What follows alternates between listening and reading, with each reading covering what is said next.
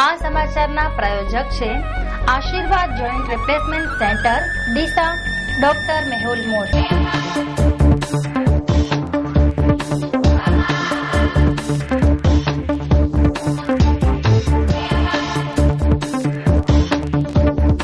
નમસ્કાર, આઈ વિટનેસમાં આપનું સ્વાગત છે।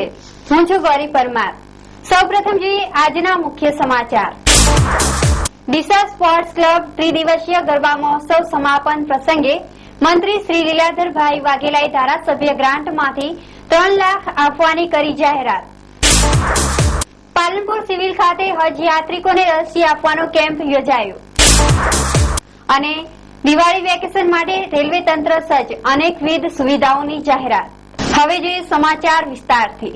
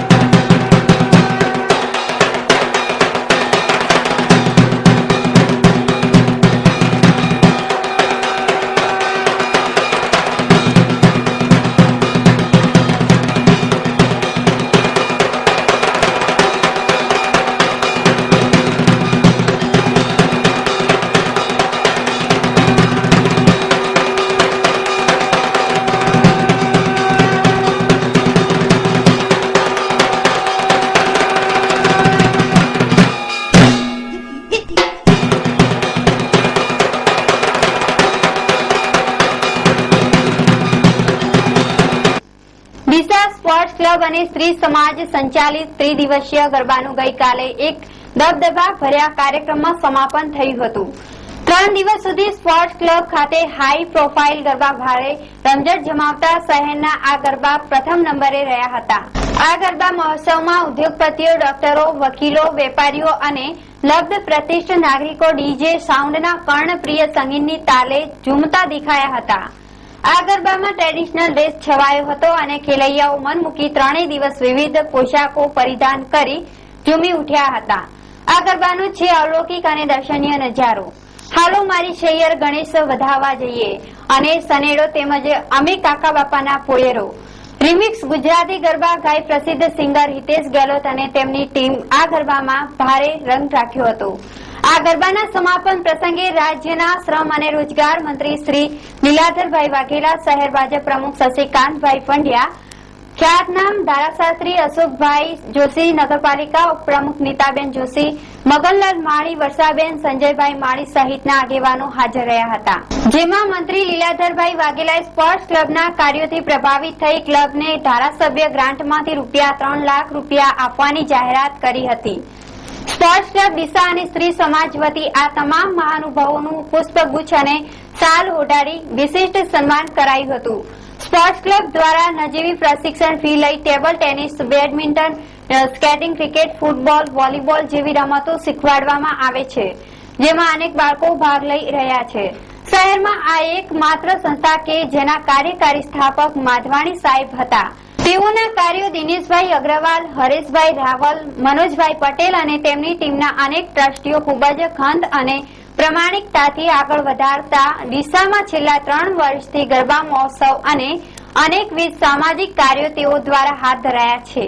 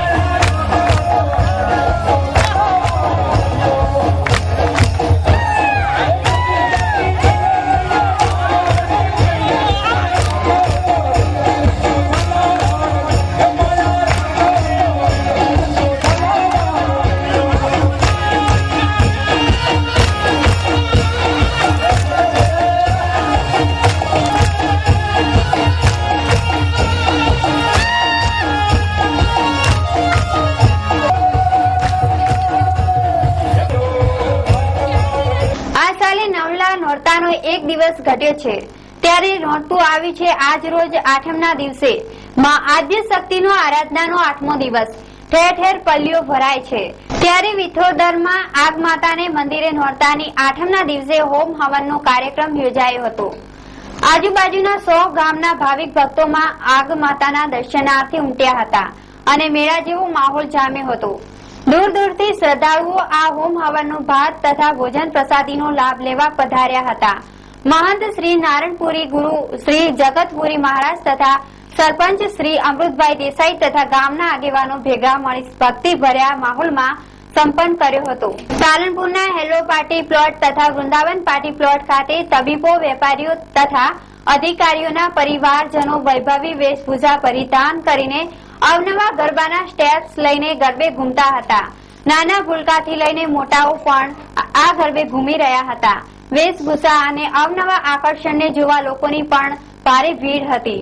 જ્યારે વેપારી મથક ડીસામાં છેલ્લા 18 વર્ષથી લોક સંસ્કૃતિ અને પરંપરાગત રીતે ગુજરાતની ગાથાનું આ બેહૂબ ચિત્રણ રજૂ કરતા ગરબા મહોત્સવ યોજાઈ રહ્યો છે। આ ગરબા શહેરમાં પ્રમુખ આકર્ષણનું કેન્દ્ર બનેલ છે। આ ગરબામાં આંતરરાષ્ટ્રીય ખ્યાતિ પ્રાપ્ત NGO ભણસાળી ટ્રસ્ટના મહેશભાઈ ભણસાળી તથા ડોક્ટર વર્ષાબેન અને ડોક્ટર પ્રવીણભાઈ શાહ, સાહિત્યકાર કનુભાઈ આચાર્ય, છગનભાઈ પટેલ, ડોક્ટર હિરેન પટેલ તેમજ ડોક્ટર રીટા પટેલ અને તેમની ટીમ સમગ્ર આયોજનની દેખરેખ સાથે 1400 જેટલા સ્પર્ધકોને જજ કરી ઇનામ આપી પ્રોત્સાહિત કરી રહી છે।